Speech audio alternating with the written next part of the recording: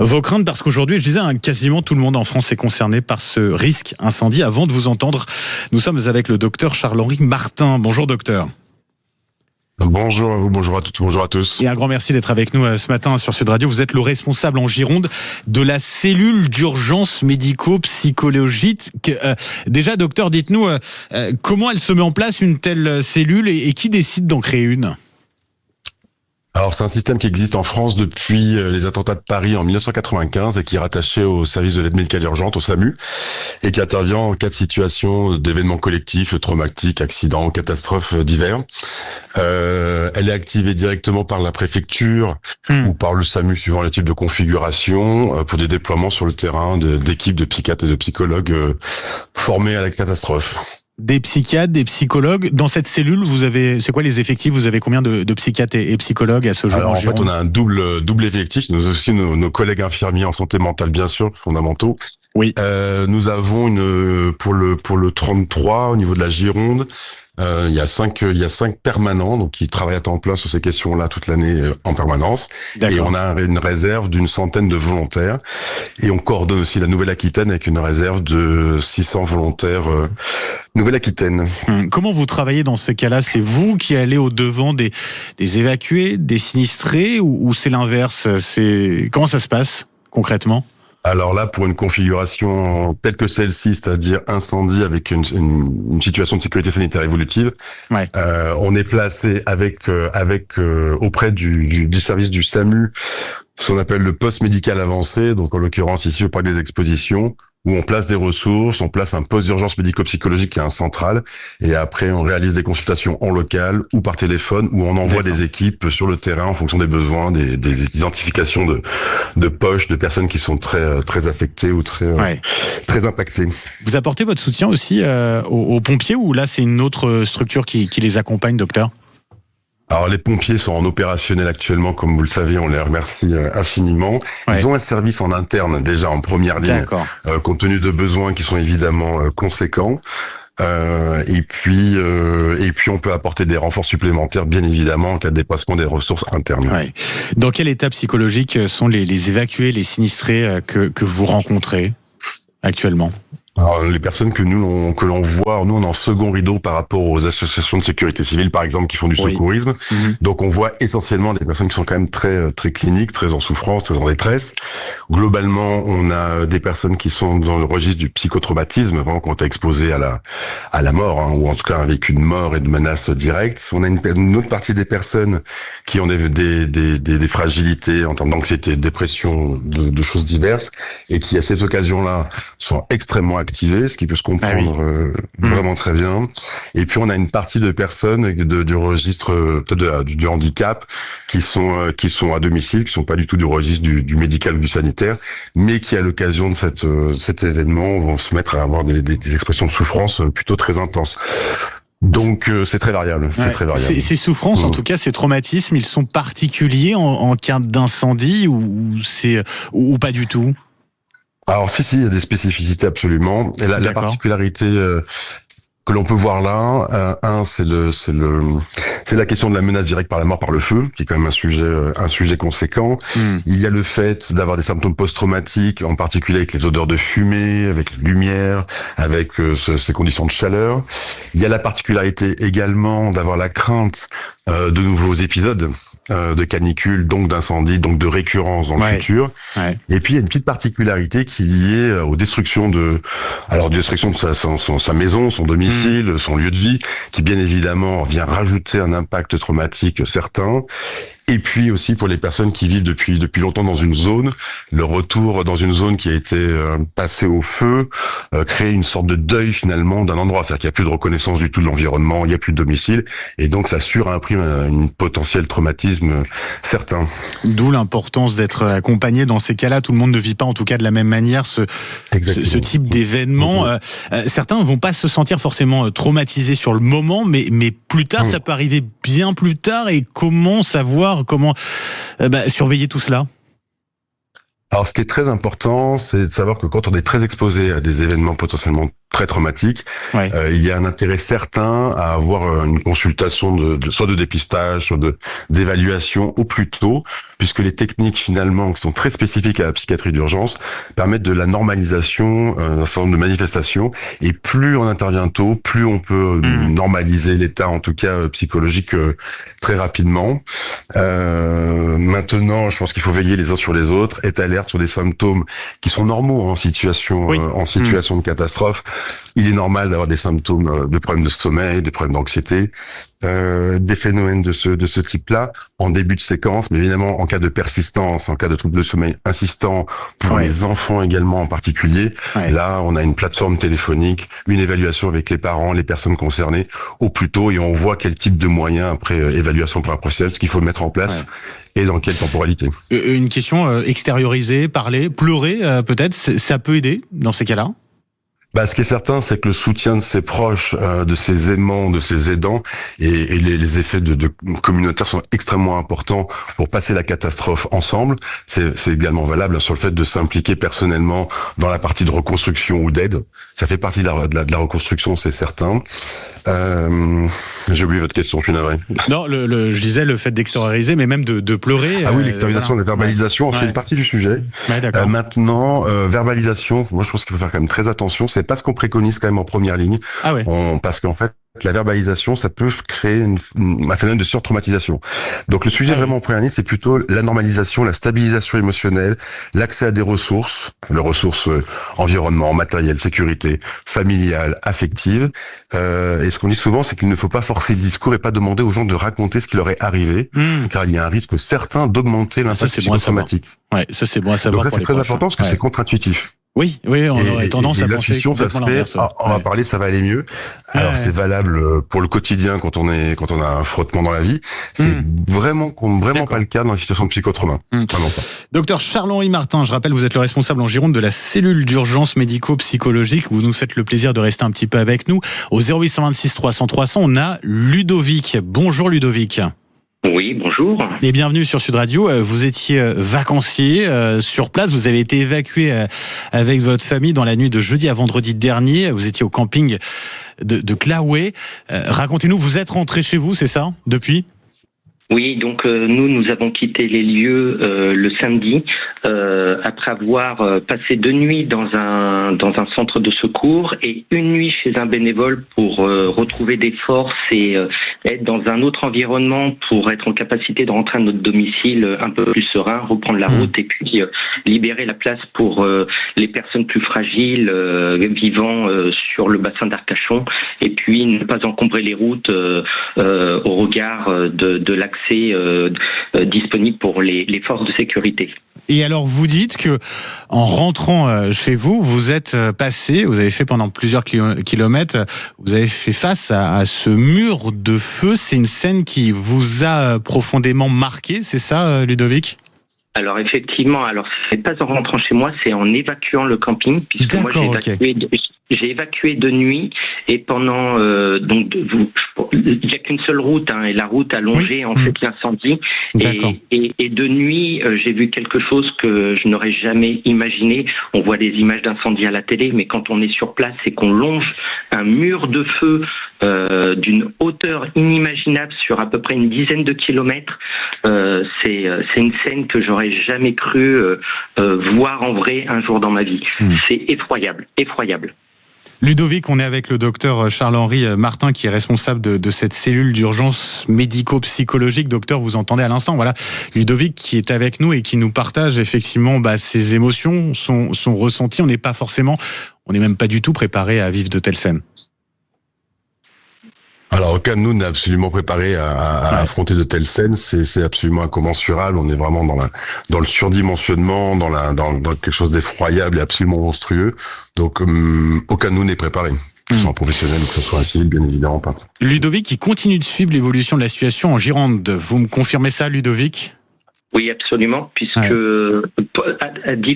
sur différents aspects. Comme je vous l'ai dit, on a été accueillis chez un bénévole pour pouvoir un petit peu se reconstruire, sortir de ce refuge où il y a une certaine anxiété, une angoisse, etc. Donc avant de reprendre la route de manière plus sereine.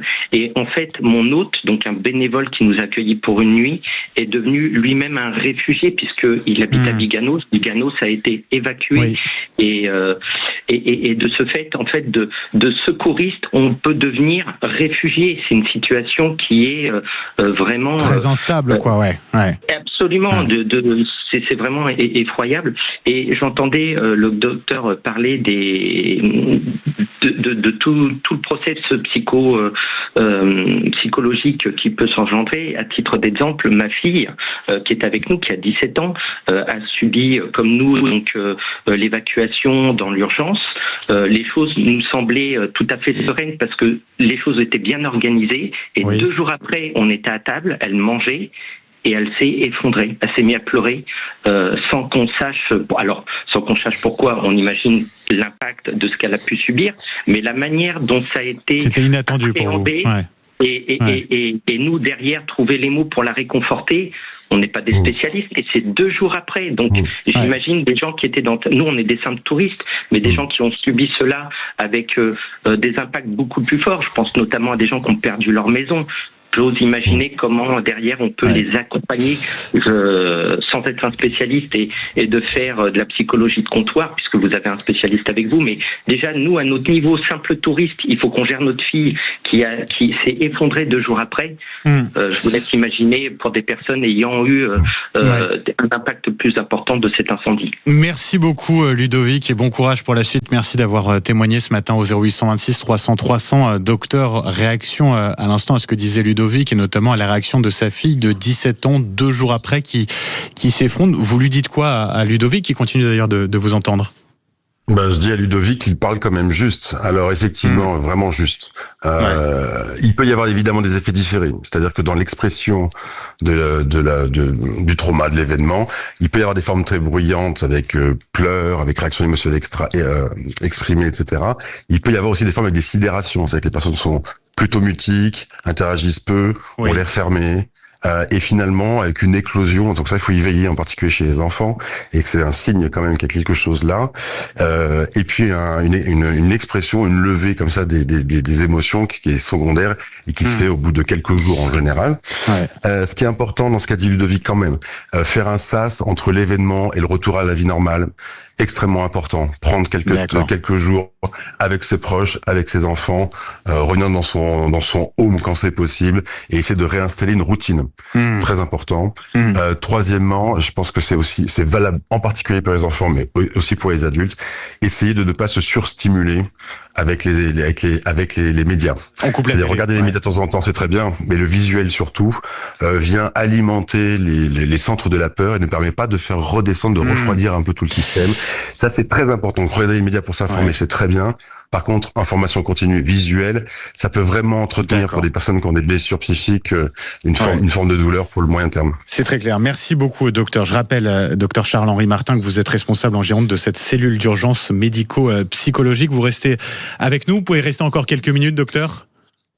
Je peux rester encore quelques minutes. Quelques minutes. 4-5 minutes, ça, c'est bon pour vous? Très bien. Voilà, très parce bien, on a Magali notamment qui est au 0826 300 300 qui elle aussi a été évacuée, qui a dû évacuer avec sa famille. Ah, on va essayer de la joindre? Je sais pas. On va réessayer effectivement. Elle était avec nous, ça a coupé, mais on va essayer de la joindre de nouveau. Elle a dû évacuer avec notamment un bébé d'1 mois et demi. On se retrouve dans un instant, docteur, et puis vous continuez de nous appeler 0826 300 300. À tout de suite. 7h10, le Grand Matin Sud Radio. Sud Radio. Le Grand Matin Sud Radio, 7h10, Benjamin Glaise. 9h20, vous êtes bien sur Sud Radio, 0826 300 300. Vous continuez de nous appeler pour parler de ces incendies, de ce que vous avez vécu, de vos inquiétudes, de vos craintes pour la suite. Nous sommes toujours, et je le remercie, avec le docteur Charles-Henri Martin, qui est responsable en Gironde de la cellule d'urgence médico-psychologique. On a eu des petits soucis, on avait Magali qui nous avait appelé au 0826 300 300. On va essayer de la voir dans un instant, mais pour vous décrire déjà la situation, docteur, Magali donc a été évacuée avec l'ensemble de sa famille. C'était vendredi soir dernier. Évacuation qu'elle a très mal vécue, notamment parce qu'elle a un bébé âgé d'1 mois et demi. Ce qu'elle dit, c'est que son nourrisson, dans la foulée, a très peu dormi. Elle se pose plein de questions à ce niveau. C'est vrai que pour un enfant, là on a parlé d'une ado tout à l'heure, pour un bébé aussi jeune que ça, on est avec Magali d'ailleurs, je sais pas. Ouais, Magali, bonjour. Oui, bonjour. On vous a retrouvé, Magali. J'expliquais votre situation au docteur Charles-Henri Martin, qui est responsable en Gironde de la cellule d'urgence médico-psychologique. Évacuation, je le disais, d'urgence vendredi soir en raison de ces incendies. Ça a été très difficile à vivre pour vous, d'autant que vous avez un bébé âgé d'1 mois et demi. Je disais qu'il avait très mal dormi dans la foulée, votre nourrisson. Comment ça se passe pour lui en ce moment? Il y a toujours des soucis, vous sentez qu'il est réagi? Ouais. Elle est très agitée, elle dort bien que sur maman. Donc voilà, j'étais en contact avec la Lèche Ligue, puisque je suis une maman allaitante, qui préconisait de proposer l'allaitement à volonté, vraiment pour apaiser bébé, de faire des bains. Mais bon, on sent qu'elle est très agitée quand même. Donc tout ça bouscule et il faut, en tant que parent, être capable de retenir ses émotions, ce que j'étais incapable de faire, parce que c'était un tel stress. Je pense qu'elle a tout ressenti également. Et puis, évacuer 2 fois. Une première fois de Parentis, une seconde fois de Biganos, où on avait trouvé refuge chez des amis. Donc, c'est vraiment un bouleversement. Magali, on est avec... oui, j'imagine, on peut pas se mettre à votre place, bien évidemment, mais on l'entend. Docteur Charles-Henri Martin, vous entendez à l'instant Magali. Il y a 2 questions qui se posent. C'est par rapport à un bébé, un nourrisson, comment ça se passe? Je sais pas. Et quand on est parent aussi, c'est difficile. On a ce traumatisme et on a la manière dont on va le gérer avec son bébé.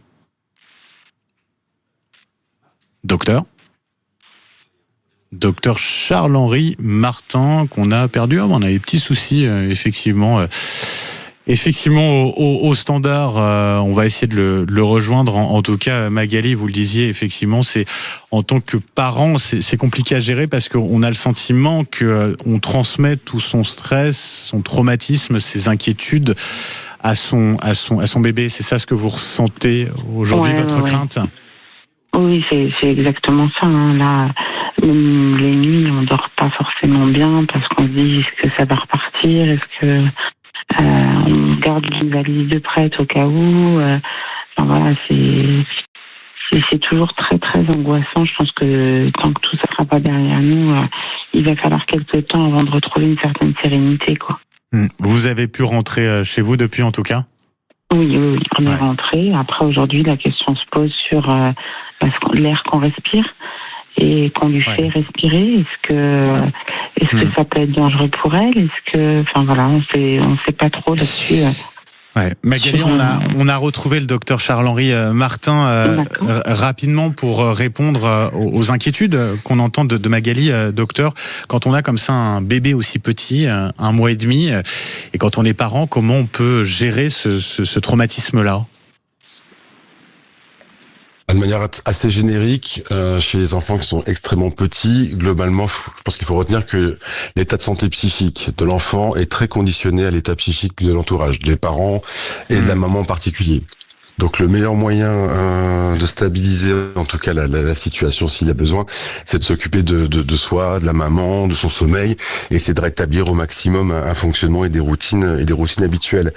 J'entendais le sujet il y a des sujets anxiogènes bien sûr, la fumée, l'éventuelle toxicité. Je crois qu'il sera important en fin de séquence peut-être de rappeler qu'il y a le numéro d'un cellule d'information au public qui permet de répondre à ces questions techniques. Il y a le centre antipoison et d'autres structures qui donnent des avis sur le sujet par téléphone. Et puis de l'autre côté, la ligne de soutien psychologique qu'on a mis en place avec la CUMF. On rappelle le numéro de cette ligne téléphone qu'on peut contacter peut-être, docteur, pour conclure? Alors je vous donne ça immédiatement. Alors attendez, est-ce que je l'ai? Moi je crois que je me la suis mise de... Il y a une partie de la cellule d'information au public. Donc là c'est vraiment pour les informations générales, mais ils peuvent vous brancher après. Alors le sur 0800... des avis spécialisés, c'est le 09 70 80 90 40. 90 40. D'accord, ok. Donc 09 70 80 90 40. Ouais. Bien évidemment, s'il y a une urgence sur une situation aiguë, une intoxication avec de la fumée aiguë, il faut appeler le 15, qui est dimensionné pour pouvoir répondre aux appels, bien sûr.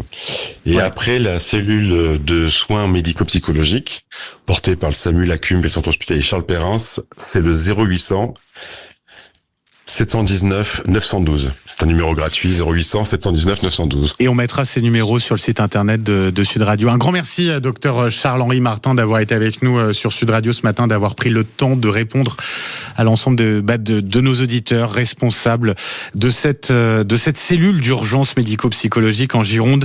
Magali, merci à vous. Bon courage pour la suite. J'espère que ça a pu vous aider en partie ce que vous expliquait le docteur à l'instant. Et effectivement, voilà, n'hésitez pas à consulter, à composer ces numéros de téléphone. Ce sera fort utile. En tout cas, ça pourra vous aider pour la suite. Merci Magali. Très bien, merci beaucoup. Et bon courage à vous pour la suite et à l'ensemble à toute votre famille, bien évidemment.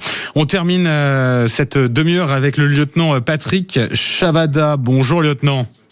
Bonjour. Et merci d'être avec nous sur Sud Radio. Vous êtes membre de la commission secouriste et formation de la Fédération des sapeurs-pompiers de France.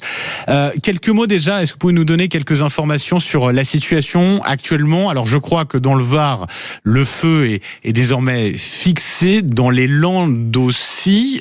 Du côté de la Gironde, ça va être une journée à suivre de très près. Pour l'instant stabilisée, pas fixée. On a des conditions météo qui seront défavorables aujourd'hui. Tout à fait, les conditions météorologiques se dégradent puisqu'on a des températures extrêmes avec la canicule qui vont remonter.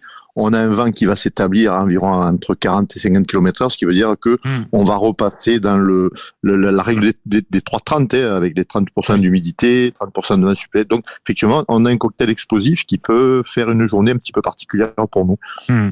On va suivre ça de très près aujourd'hui sur Sud Radio. J'aimerais qu'on parle, lieutenant, de ces images. Vous les avez sans doute vues, des images assez marquantes, avec des bénévoles qui tentent d'éteindre eux-mêmes des départs de feu pratiquement sans protection. On en a vu certains en portant simplement un t-shirt, des chaussures de ville. Parfois, quel message vous souhaitez leur faire passer ce matin ? Ils vous écoutent, lieutenant, qu'est-ce que vous avez à leur dire ? Il y a deux situations. Il y a la situation où on a des gens qui vont aller au contact des fronts de flammes, et là c'est extrêmement dangereux. Il faut éviter que quand on n'est pas équipé avec du matériel, des équipements de protection, il faut éviter d'y aller parce que c'est dangereux. Et on a la situation où à l'arrière du feu, on a des petites lisières, des fossés où effectivement, avec un petit peu d'eau, on peut éteindre quelques souches. Donc j'ai tendance à dire que voilà, les bénévoles sont les bienvenus, mais il faut faire attention au travail qu'ils vont faire. Et donc si c'est pour donner l'extinction, une fois que le feu est passé, pour quelques lisières en bordure de sa maison, parce qu'on a des souches qui brûlent, arrosées avec un seau d'eau en arrosoir, ça pose pas de souci. Par contre, il faut éviter d'aller sur le front de feu ou sur les flammes de feu ou sur les sapeurs-pompiers. C'est parce que vraiment, il faut être équipé particulièrement pour attaquer ce type de feu. Ouais. Ça veut dire que l'aide, elle est la bienvenue, mais sous certaines conditions, vous l'avez dit. Il y a aussi les agriculteurs, notamment, qui viennent vous apporter de l'eau pour recharger les camions-citernes. Ça, c'est quelque chose d'important pour vous ? C'est très précieux puisque il faut savoir que quand on vide un camion de pompiers, on a quelques kilomètres à faire pour aller à une borne incendie pour le recharger. Et là, le fait de nous amener des citernes de 5-10 000 litres d'eau directement sur place, ça évite la rotation des véhicules et donc ça nous permet d'être encore plus efficace sur l'attaque du feu puisqu'on n'a pas de rupture de lance quand le véhicule va faire le plein. Dernière question d'un mot. Vous avez dit pour ceux qui en retrait vont passer pour éteindre des fumerolles, quoi. Pour eux, on peut rappeler peut-être les équipements nécessaires à ce niveau. Oui, alors il faut avoir des équipements couvrants, c'est-à-dire il faut avoir les jambes couvertes, il faut avoir les bras couverts, et éventuellement on peut avoir des gants de protection qu'on peut utiliser lors de travaux. Donc il faut faire attention, éventuellement on peut mettre un linge ou un bandana autour du visage, mais vraiment il faut rester vraiment sur des zones où il y a très peu de fumée, où on est vraiment sur de l'extinction de souches qui brûlent par ça et là dans son lotissement, au niveau de sa maison, mais il faut éviter d'aller en forêt pour essayer d'aider les pompiers. Ça nous mettra plus en difficulté parce qu'il va falloir s'occuper de ces gens-là et on ne pourra pas s'occuper du feu. Lieutenant Patrick Chavada, merci pour ces petites précisions et cet appel à la vigilance. Membre de la commission secouriste et formation de la Fédération des pompiers. Merci d'avoir été avec nous et bon courage à l'ensemble, bien sûr, des soldats du feu, des gendarmes, également des forestiers, des policiers qui sont toujours présents sur le front de ces incendies et qui font le maximum pour justement pouvoir fixer ce feu qui l'est toujours pas. Il est stabilisé pour le moment du côté de la Gironde. Merci beaucoup, lieutenant.